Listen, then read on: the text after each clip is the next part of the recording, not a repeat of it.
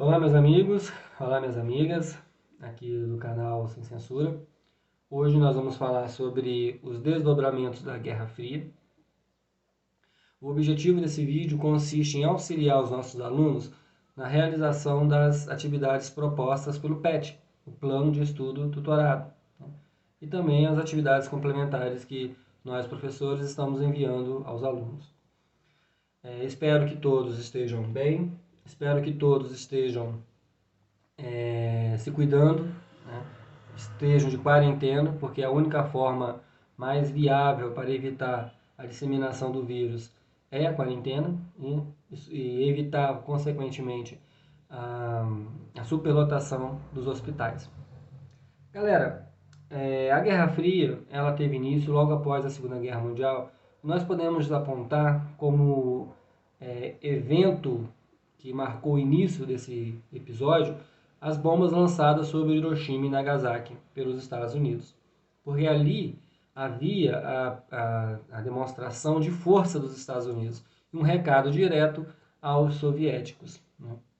E a partir daí o mundo se tornou um mundo bipolar, onde de um lado estavam os norte-americanos, que defendiam o regime político capitalista, regime econômico capitalista, e do outro lado a União Soviética, defensora do comunismo, modo comunista de produção. Galera, após a Segunda Guerra Mundial, os norte-americanos adotaram uma política econômica conhecida como Estado de Bem-Estar Social, que foi pautado segundo as teorias econômicas propagadas por John Keynes.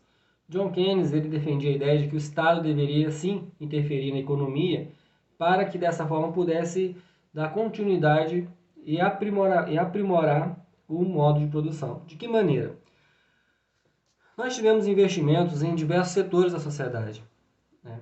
Nós tivemos aumento do salário, nós tivemos a construção de escolas, de hospitais. A ideia era fazer investimentos para gerar emprego e, consequentemente, a economia circular, né? Nós tivemos o Estado garantindo os direitos sociais, nós tivemos o Estado garantindo o seguro-desemprego, né? Aposentadoria, várias obras foram realizadas, porque essa interferência tinha o objetivo de fazer com que empregos fossem gerados e, consequentemente, aquele trabalhador passasse a ter dinheiro, né? Esse modelo foi adotado pelo presidente Roosevelt para solucionar a crise econômica de 1929 e teve um sucesso muito grande que foi o New Deal. E essa política continuou nos Estados Unidos, né? O sistema de saúde e a previdência social foram criados, né? A ideia era garantir à população um estado de bem-estar, né? Galera, nós tivemos a instalação de indústrias, de empresas multinacionais, né, que construíam filiais em vários países do mundo. A ideia era expandir o mercado, expandir vender suas mercadorias para outros países, né? Então esse modelo norte-americano foi adotado logo após a Segunda Guerra Mundial. Também, aí pelo lado soviético, nós tivemos a adoção de novos planos quinquenais, né? Esses planos quinquenais procuravam investir na energia, no transporte, nas comunicações e principalmente na indústria pesada. E o modelo soviético, a partir da década de 1930, passou a recorrer a modelos políticos que procuravam repreender quem pensasse diferente, né? Então nós tivemos a disseminação do culto a Stalin, né, na União Soviética, foi até a sua morte em 1953, né? O culto à personalidade de Stalin. Mas a indústria soviética cresceu muito, se desenvolveu muito, né? O modelo do socialismo dos soviéticos gerou muitos empregos e fez com que a população tivesse uma condição de vida melhor, né? Os direitos sociais, como educação, saúde, foram garantidos pelo Estado, né? Então nós tivemos uma preocupação desses governos em adotar medidas econômicas que garantissem condições mínimas de vida para a população.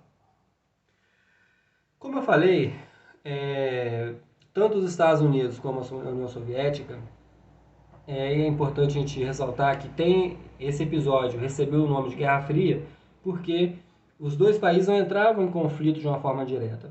Eles patrocinavam guerras ao redor do mundo, porque eles tinham consciência do poder de destruição que eles possuíam, né? Então nós tivemos a questão da China, né? A China fez a sua revolução comunista a partir de 1949. E o que aconteceu? Os dirigentes comunistas chineses, eles promoveram a estatização da economia, né? Ou seja, aquelas empresas estrangeiras que estavam atuando dentro do seu país foram estatizadas, foram incorporadas ao Estado chinês, né? Tivemos a coletivização das terras, né? Nós tivemos o desenvolvimento industrial e também a alfabetização da população. Um detalhe importante é que a China obteve um crescimento industrial significativo. Um detalhe que me chama a atenção, que é importante ressaltar, que a partir desse momento as mulheres passaram a ter os mesmos direitos que os homens, né? Destruindo aquele machismo, aquele preconceito que vigorava no país até então, né? O que acontece é o seguinte: alguns movimentos ocorreram na China, né? O governo admitiu, primeiramente, uma certa liberdade, né? No movimento que ficou conhecido como Movimento das 100 Flores, né?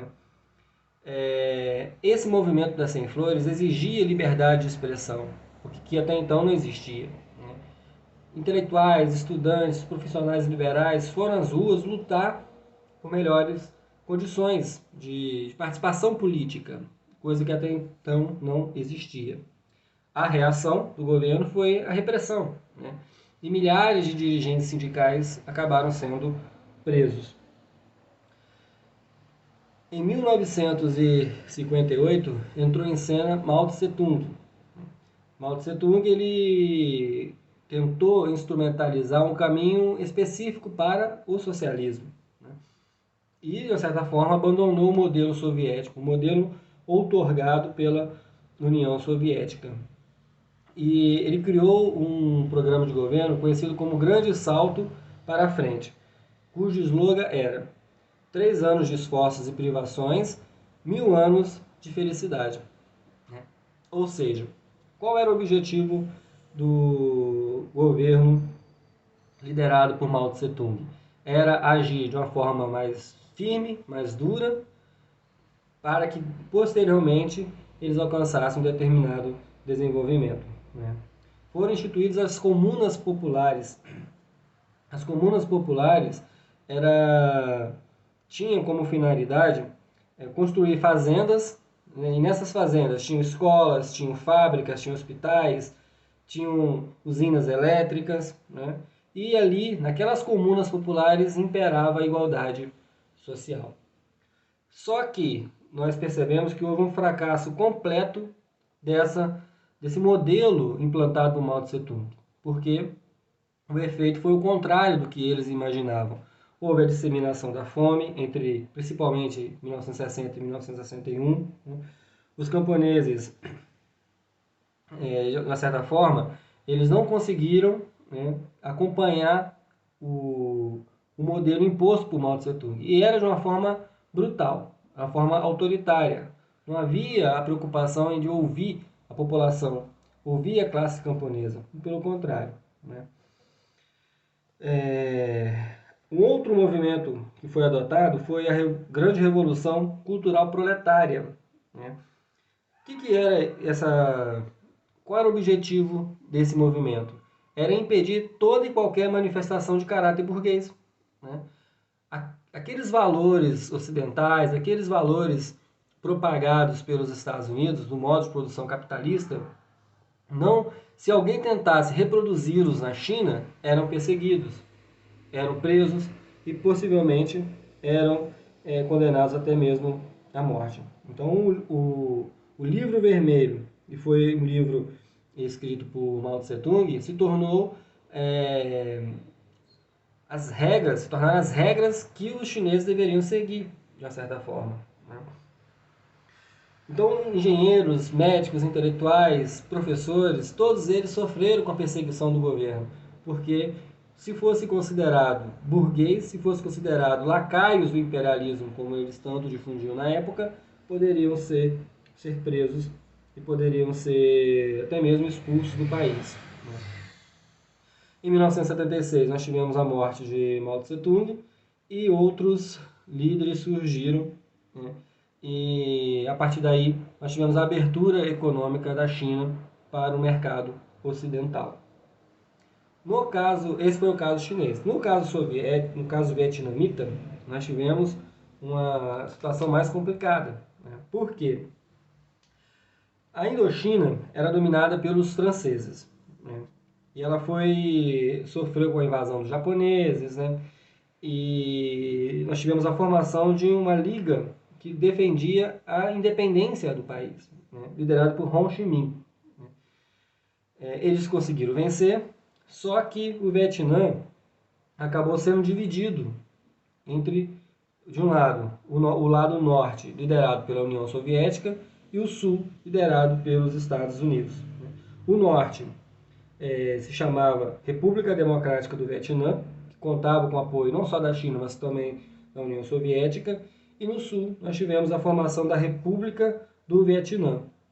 Tinha alinhamento total com os interesses norte-americanos. Em 1955, nós tivemos um golpe militar, que impôs um regime autoritário e repressivo no Vietnã do Sul, patrocinado, obviamente, pelos norte-americanos, né? Essa inclinação dos Estados Unidos em apoiar golpes ao redor do mundo é uma característica marcante dos Estados Unidos. Fizeram em 64 aqui no Brasil. Os militares aqui no Brasil em 64 deram um golpe militar contando com o apoio norte-americano. Isso aí é um assunto para uma outra videoaula, né? Entre os opositores da ditadura, formou-se o que nós chamamos de Frente de Libertação Nacional. Essa Frente de Libertação Nacional contava com o apoio de amplos setores da população, que lutavam contra aquela ditadura. Surgiu então os Vietcongues, que eram conhecidos, que eram os comunistas vietnamitas. A FLN, a Frente de Libertação Nacional, passou a receber apoio dos vietnamitas do norte, passou a receber apoio dos chineses, passou a receber apoio dos soviéticos, e por isso nós tivemos uma guerra lá na União, no Vietnã.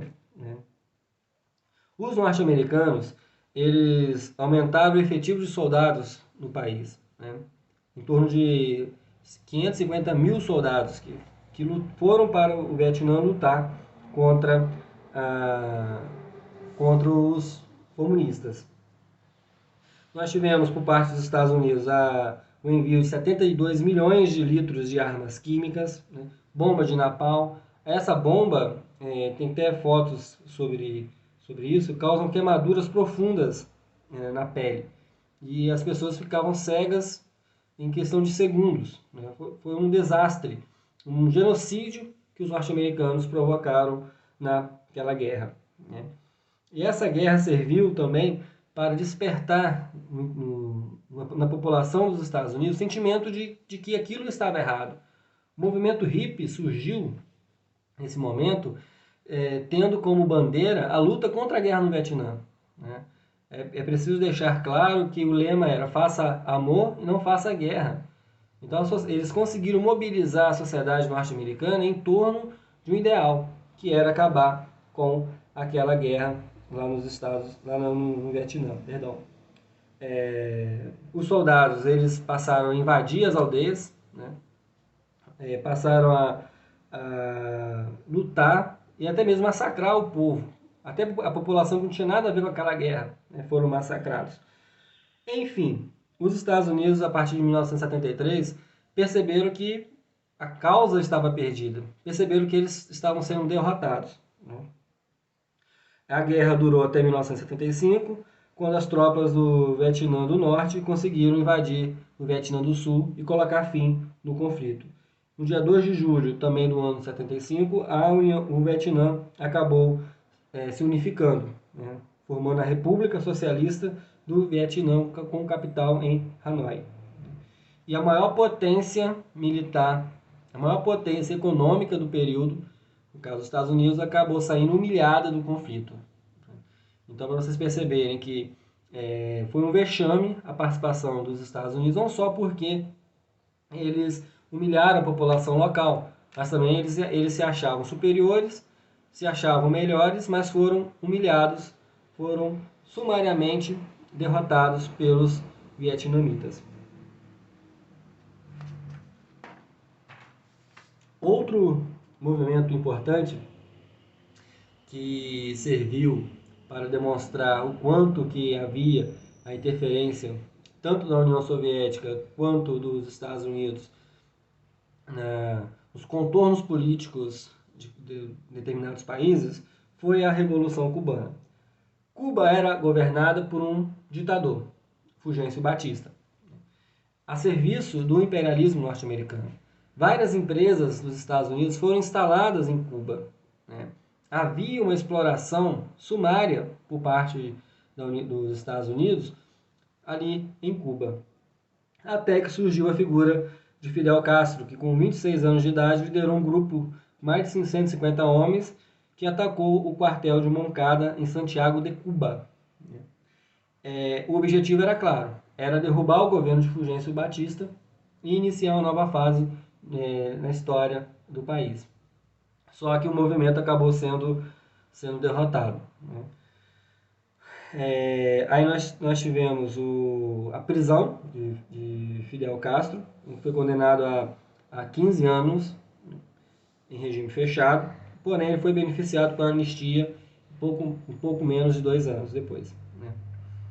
Em 55 eles formaram um movimento conhecido como Movimento Revolucionário 26 de Julho, MR26. 26 de julho foi o dia em que eles invadiram o quartel de Moncada.